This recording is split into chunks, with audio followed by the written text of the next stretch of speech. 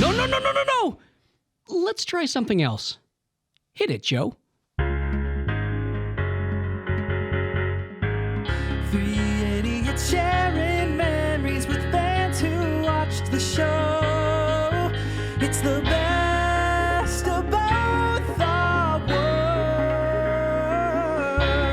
worlds. Hey everybody, welcome to another episode of Best of Both Our Worlds, the official, unofficial Hannah Montana podcast, where three friends sit here and share memories of Hannah Montana with the fans, so you get a chance to see the other side of the best damn Disney show ever. I'm one of your hosts, Jason Earles, play Jackson Stewart on the show. Introduce yourselves. I'm Shannon Flynn. I was the director on the show and acting coach. I'll tell you things in front of and behind the camera. I'm Douglas Danger Lieblein. I was one of the writers and co-executive producers of the show, and I'll let you know how things the genesis of things, how things got created in that writer's room. And Doug, you look damn fine today. You got Yeah, the Hannah you do. Montana Look 3 hat on. Look at this. You got the His staff jacket. jacket from the Best of It's Both so Worlds good. tour. You came correct today.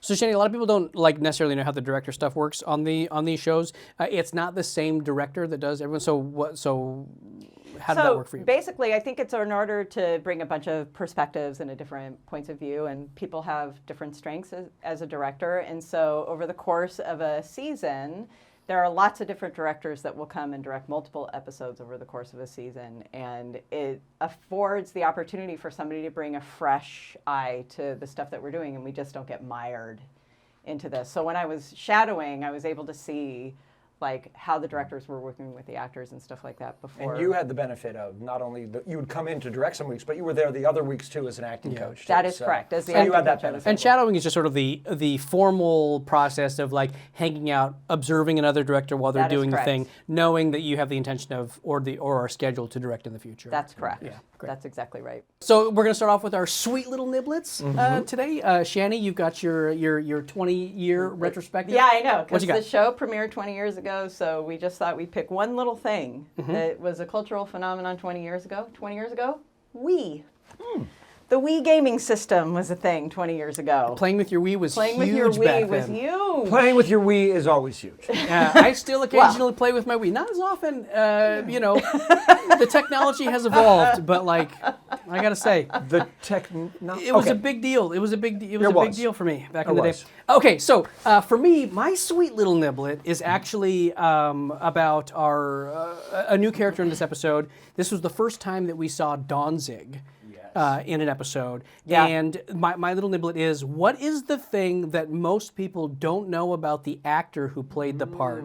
So Dougie, give us your sweet little niblet. What's the... Well, you know how we love titles, right? We do. love titles on Hannah. We always named it after a song of some kind. We love titles here on Babao. On the bow. The secret title of this episode is Get Your Lufanda Out of My Luftnagle. It's so good. And Now- hopefully you'll figure out why we're calling it that. At the very end, we're going to tell you why it's that. If you haven't figured it out. Stick around. It is the best secret title for the season. I think so too. We're going to have to. That's 'cause best you thought that. it. We're going to have to best that title. So Dougie, give us a synopsis, give us a rundown of what actually happened in this episode. Right, so if you don't remember, if those of you out there haven't watched this episode, this is Miley Get Your Gum. It's the first episode past the pilot to air. And while Lily knows Miley's secret, Miley's other best friend Oliver still doesn't. Worried that he will find out and that his love for Hannah will transfer into a love for Miley, something she does not reciprocate, Miley and Lily devise a plan, which we will find out they did a lot of that, right? Yeah. They devise a plan to end Oliver's attraction to Hannah, using Oliver's hatred for gum chewing. I came completely prepared. You're so today. prepared. I am. Miley, as Hannah, invites Oliver to the beach and tries to gross him out with her love for gum. It doesn't work, and Miley is forced to tell Oliver the truth. Meanwhile, Back at Stately Wayne Manor. Jackson buys a chick car, and Robbie's got to try and sell it. Once again, the most important thing going on in my life, and we've reduced it down to one sentence. That's totally fine. Yeah. Okay, so Doug, so when you guys were putting this episode together, sort of, what's the genesis of all this? What do you remember about how we put this thing together? As we talked about before, my first meeting with the network, they were like, remember, how do we, how long can we go keeping this secret, right? The boulder, right? Their problem was this boulder in the middle of the road, and they pitched the crane, which was, let's have Miley take the wig off. Their real problem wasn't Miley in the wig. It was that people within her inner circle didn't know, and they thought it was going to be very difficult to keep that secret from people like Oliver, right? So this episode, and remember, this episode aired first, but we shot it like 5th, maybe? Yeah, there was a wonky thing where I think there's actually another episode where Oliver doesn't know the secret that airs after this. It's gets a little Right, but funny. after a while, we finally caved and said, okay, and we finally figured out what they were talking about, right? Right. And they're right. Oliver has to find out because this 3-person team has to operate. It was very difficult to write stories where Oliver didn't know, or he would just sort of fall away. Right. So the genesis of this was we got to tell. How are we going to tell Oliver? And we know that Oliver has been established as, I love her so much, her hair, oh my God. How do we, when he finds out, end that? So the whole episode was like, what does that relationship look like when it's once he finds it out? Like, what is again, in Hannah, we're coming from an emotional core, right? And if you are that in love with someone, and then you find out that person is right here, how do you deal with that? Do I love you? Is this a betrayal? What is happening? Right. So that's where the genesis of it came from. It came from addressing that network concern, right? And my whole memory of how this episode came about was all about sort of that. We gotta get Oliver in. We gotta get Oliver. Miley and Lily devise a plot. Yeah. We need Oliver in there. We need to get that boy in there. because they were a trio. Right. They were, and we knew we wanted that moving forward. You knew. I think it's actually sort of a brilliant idea that you have them all sort of on equal footing in the beginning, where you eliminate the question of like, is there romantic interest between the three of them, so it can be like a nice teen friend zoned, but like they could all get into shenanigans together without like dealing with that part of it, which was great for later when it actually happened. Right. When Lily and Oliver actually became a thing, it gave you some place to go, which was genius. Yeah, and again, that's exactly where we were going for, and we did it, and we're smart. Yeah. All right, so let's talk about the episode itself. Yes. They were slightly less screechy, slightly less yelling. They grew up. And remember, this is 5 episodes in. They were growing and learning, and Yeah. Oliver was slightly more smoke and oaken. He was slightly more Yeah, suave. because then there was like the whole like locker doctor, right? Yeah. Right. Like that was the thing. And again, trying to find like similar to the pilot, like trying to find whatever Oliver's thing was going to be that wasn't just Hannah's friend or Miley's friend. It was like trying to find a way to make him cool and appealing to boys, and then also have like some kind of specificity to him that wasn't just sidearm. But there were things like the dog. I didn't remember the dog. The dog licking his hand. The dog licking his hand. Him being upside down in the sunroof. Right. Like, and you could hear it in his voice, like all of the blood rushing up into his sinuses. It sounds so funny. Throwing the flowers inside which ultimately made it into the title sequence. Right, yeah. And riding his bike like next to the car. It's hilarious. They love me, but I disgust them. That was a Miley line that I thought was super funny. And then in the B story, I forgot that this is the episode where you got your head shaved. Yeah, where I had this stuff with Rico's cousin or whatever. Yeah. With Alison Brie. Alison Brie. Right. But that was like what I thought it was. So when the car came in, I was like, wait, when does he get his head shaved? Yeah. And then yeah. And then I was like, oh wait, no, hold on. And then there was like all this talk about how it's a girly car. And then it, like, of course, the only thing that machoed it up was it bouncing and having a large. And by the way, bouncing. So weird. Do you remember the bouncing shot when we shot it? You remember how we did it? Yeah, it was 5 grips pushing Just the pushing car. the car, with and then it was 2x4s yeah, under yeah. high tech. Yeah. That's classic. Yeah. Classic how you like make things happen. I remember this was pretty early on for me where I didn't understand how a lot of things get shot. Like, I took the scripts pretty literally.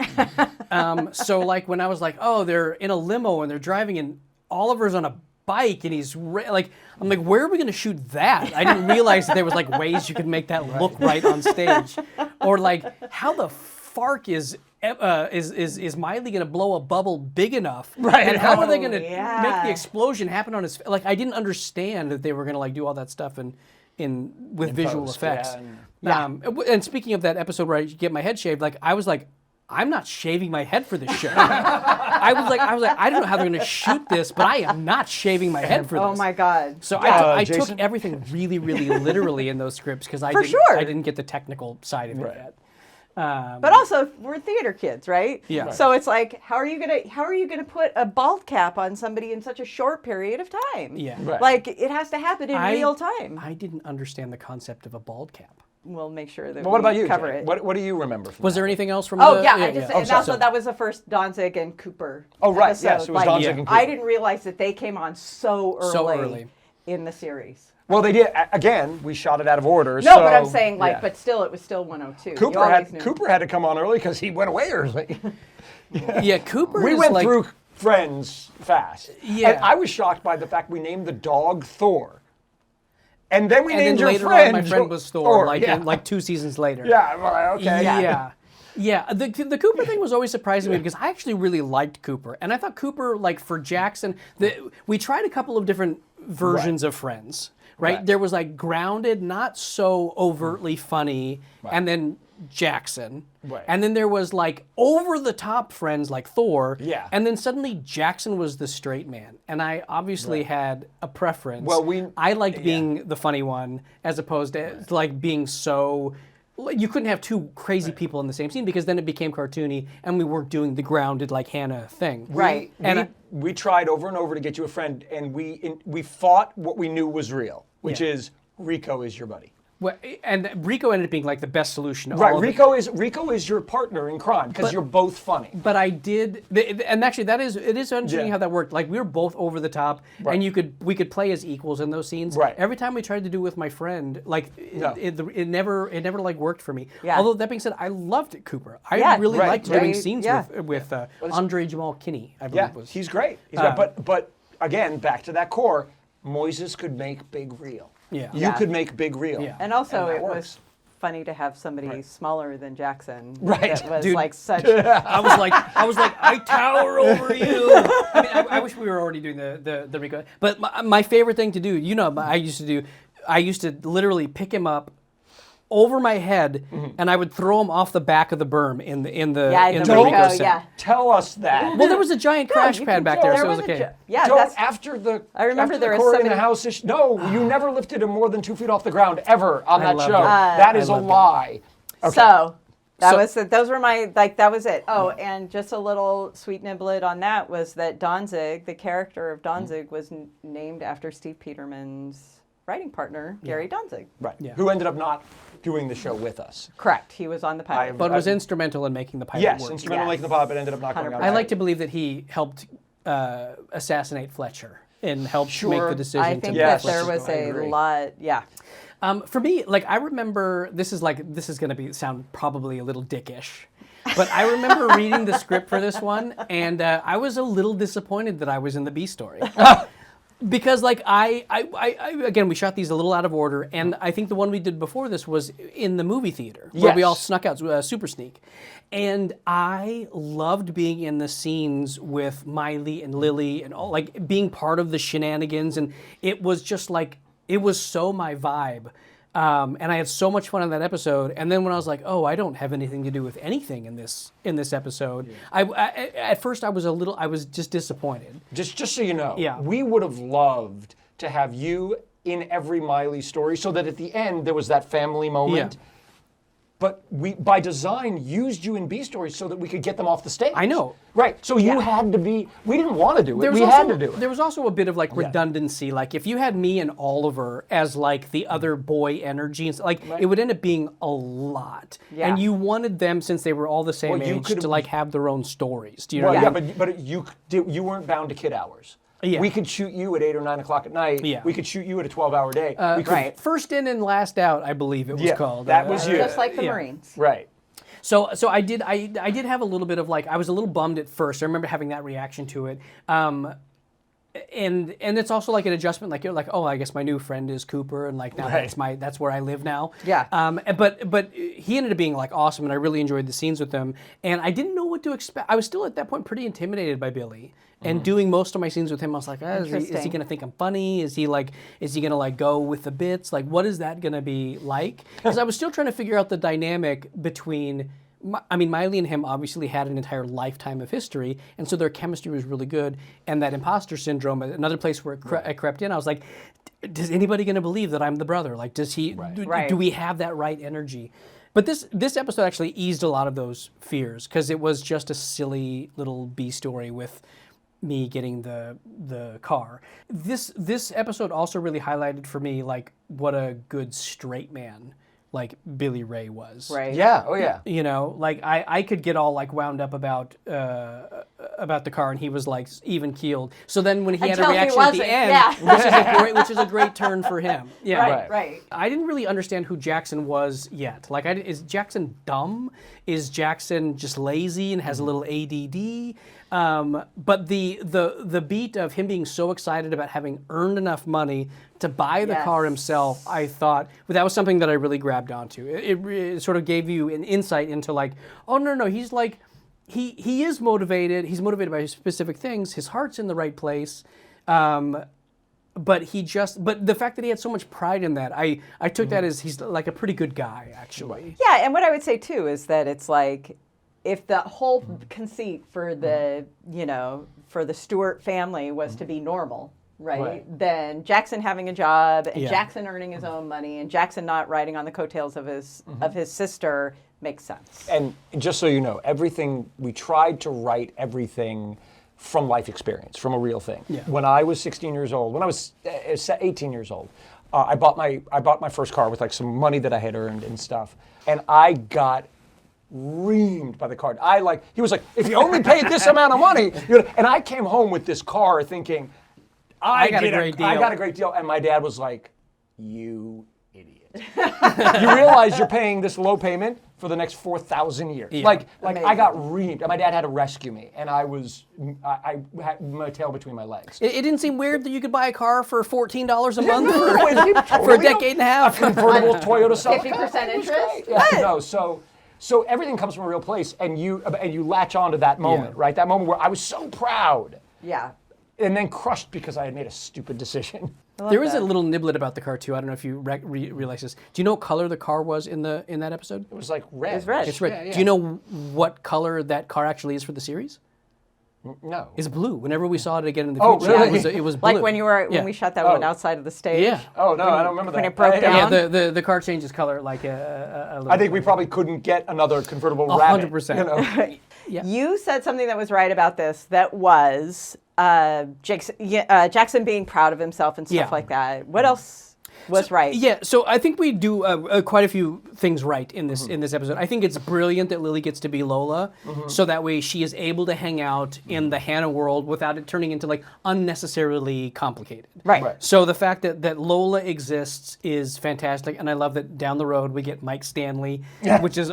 I was always a little jealous that because Jackson like actually was like friends with Miley or was allowed to be in that circle. I never got the secret identity. You were Bucky, Kentucky, dude. Well, that was like a different thing. But anyway. but anyway, I love the fact that Lily gets to be Lola. And then I really love the line Robbie says. He's like, every now and then even a blind pig snorts up a truffle. Yeah. And it was those things that for me gave the show so much like flavor, because they're in Malibu and he's still like doing this crazy Tennessee talk, and that evolved into like the greatest string of Uncle Earl and Aunt Pearl jokes. Oh my God! And that's where Sweeeet Nibblets and Dang Flabbit and E-Doggies, like all that stuff comes from that place. And it's one of the reasons why like when like Mama or Dolly come on the show, it's also charming. It's just so different than like swanky Malibu. So that line like just jumped out at me. And speaking of, that's the first episode we did a You Think. Yes. And that's the first episode we did. We did a lot of things right. For me, the You Think, we got that kind of stuff. And we did our first flashback in that episode. We did a lot of like, that was like when I was 6.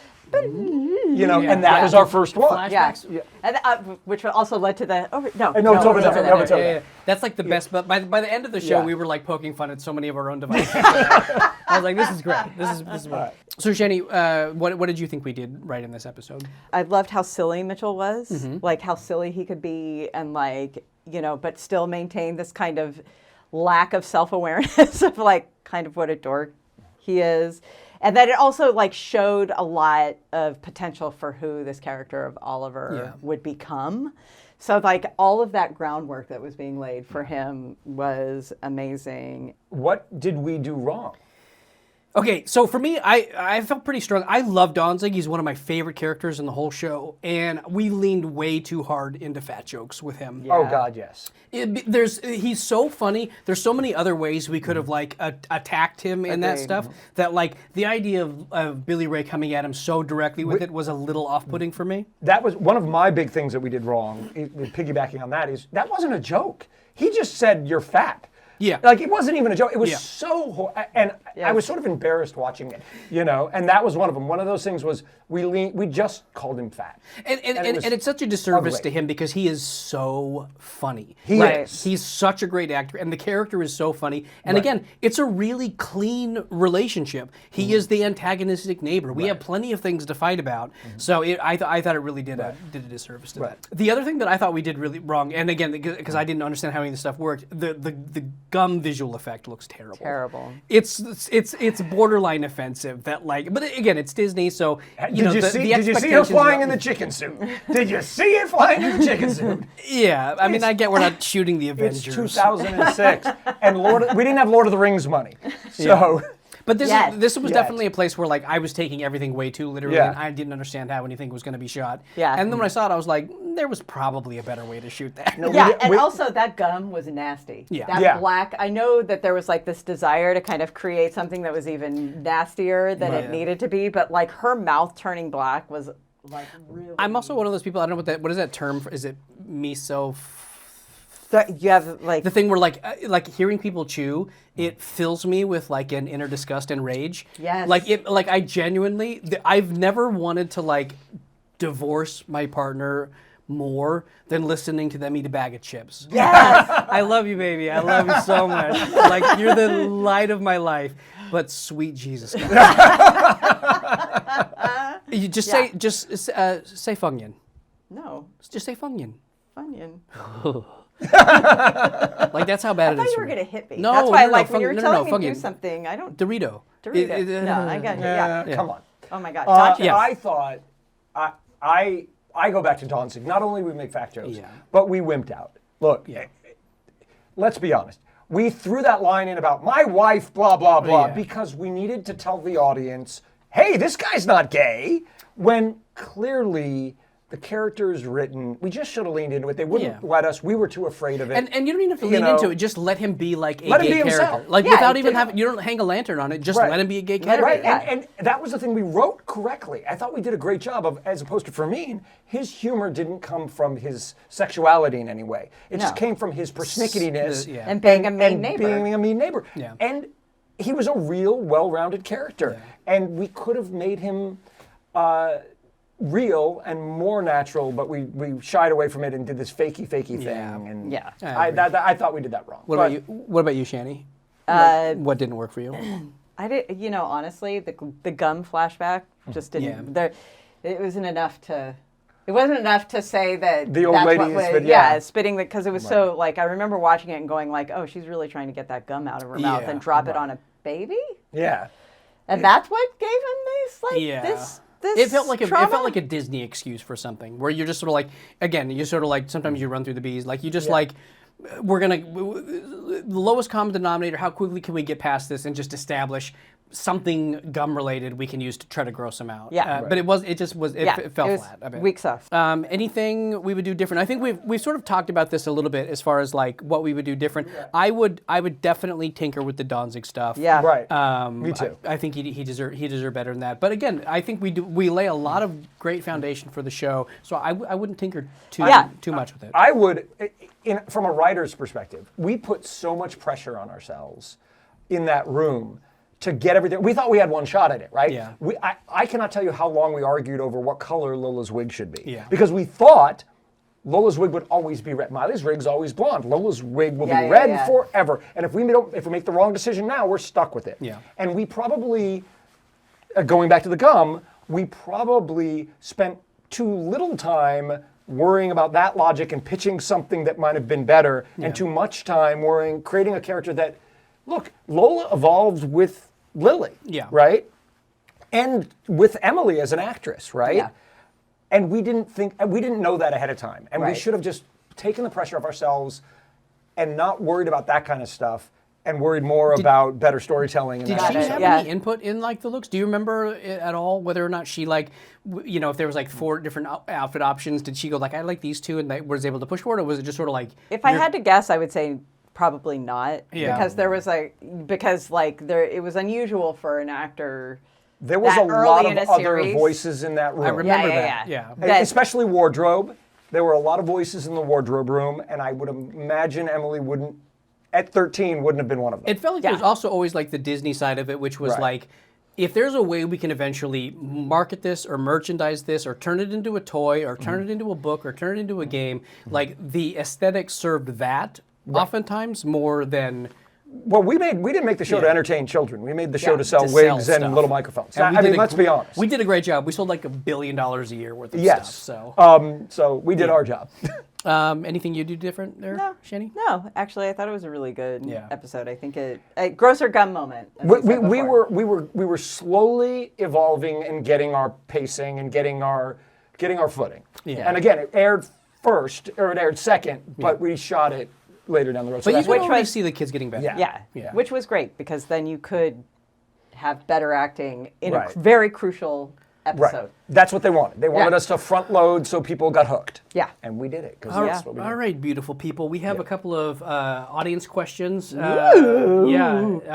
Nisha Racha asks, are there any lines that you quote regularly from the show? I also quote so many to this day. I say "Good Day, Daddy" all yeah. the time, and I Sweeeet Nibblets like nobody's business. Yeah. Yeah. I do so many cameos, and I just throw in cheese jerky, "Good Day, Daddy," Sweeeet Nibblets. I'm all over the quotes. I will you think it once a day. You think? I will you think all Yeah, that's a day good long. one. And I don't know why. I yeah. don't know. It just landed. For me, I always say "eep," like, which is a Lily Lola line, which is and one of my favorites was "eep, I'm a peep." So like that's I a really had good one. completely forgotten Oh, about and Eep there's another until one. we watched that episode, and then I was like, "Eep? How do I not remember?" But again, Eep? we spent so much time trying to. What is her catchphrase? Yeah. As opposed Yeah. to just writing something and having it.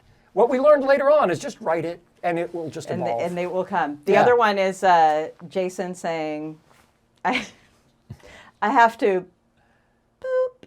That's one of my favorite moments in Yeah. Hannah Montana history was the way you delivered, I have to poop. I also like my favorite line. I don't use it often, but it is my favorite line. Maybe one of the dirtiest things ever said on the channel. Oh, you're not talking about the aristocrats, are you? No, not Aristocrats. Okay. It's I'm just a boy with 3 balls and a dream. Oh yeah. One of my This is all-time true. favorite lines. Yeah. He was holding Juggling balls. No, was it billiard yeah. balls? No. They were actual juggler Juggling balls. balls. And then we were Not like, his own balls. And when standards and practices like gave the reason why we were allowed to use the line in the script, There were 3 balls in evidence. the balls were in evidence. Yep. So we were allowed to say that. Yeah. So I was allowed to say it. Yeah. Stefan Wazowski? Like Mike Wazowski? says, clap your erasers. The only reason I brought this one up because it reminds me of the 3 balls in a dream. It's actually from Kickin' It. Yeah. There was an episode where as Rudy, I had to go back to high school, and there was a really hot teacher, and we were flirting, and I was like, would it be all right if after class I came back to clap your erasers? No. Why would they ever give you a and then she was line like that? She goes, I'd like that. I'd like that a lot. And somehow that made it on air too. Well, we buried a lot of stuff in Hannah. We buried. Oh, yeah. You know what you said to Allison Brie when she said I can be pushy. Push. And push. you said no. You said I like like pushy." pushy. I'm like, yeah, Okay, so JK and Subin Blue Spring 97 asks, did you guys get to keep anything from the set? Oh, I wonder. Couple of things. I have a bunch of Rico's T-shirts. For me, there's The boots up there. Yeah, there's the silver booty. I don't know if that's on camera or not, but Basically admitting to theft right silver on booty. camera. Stole that right off the set the last day of shooting. It's from Upstage Center. I stole that. And it's True Friend, one of my favorite songs. And then I also stole like the seat backs, like from the director's chairs. Director's chairs. Oh, yeah. I mean, let's be honest. We weren't creating we were creating entertainment for people, but in the end, we were just selling wigs and microphones. Everything. We were selling We had games and we had dolls. Well, that doll didn't sell because they didn't make a doll of you. Yeah, they did. No, they No. didn't. They never made. I saw those in Target. That's an Oliver doll That's that an I Oliver made doll. into one for his birthday. I know, but I saw a Jackson doll. No, you didn't. Yes, I sure as hell did. If you did, somebody needs to I find can out about it. guarantee that there is no Jackson. I can doll. guarantee you that there was because Ooh. I picked both of them up. Wait a but minute, I wait a did minute, not wait. buy If them. you can find a Jackson doll somewhere, Yeah. Send a picture. take a Send picture of it, send it to us, because I believe it doesn't exist. Yeah, I don't believe it exists But that either. really Yeah. does look But like that one I made for him, it better not exist, because I spent a lot of time painting that for your Well, birthday. that's on you, man. I didn't steal it. I asked Richard King for it. I have one of there were like baseball seat chairs that we used when Dolly had a concert. Yeah, yeah. They were like seats from Dodger Stadium. yeah. I took one of those, or a bank of 3 of those. And then I may have ended up with one of the guitars that was From the stage? From Or the set? stage. That's and yeah, I may have ended up with that. The piano from the stage ended up in a Disney Imagineering building or something like that.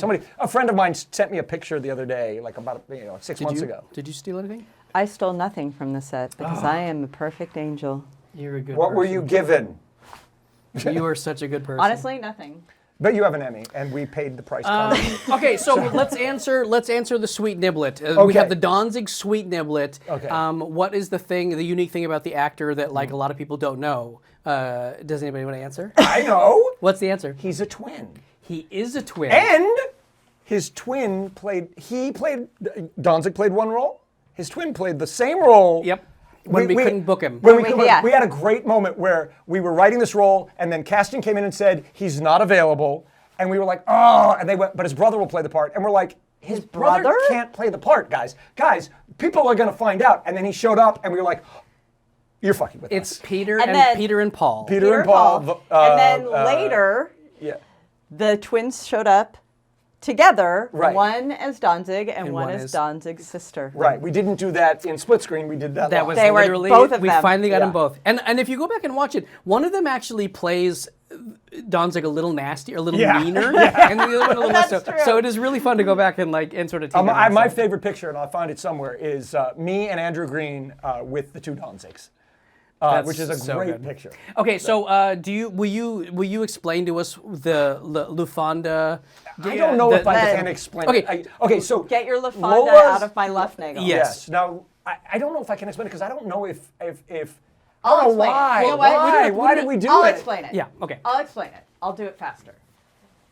Really? In the pilot, if you watch the pilot, you'll see that did a voiceover of It's the second episode. Second episode. or second Yeah. episode, sorry. In the second episode, you will see that when they say the name Lola and then her last name, originally the last name was Luftnagle.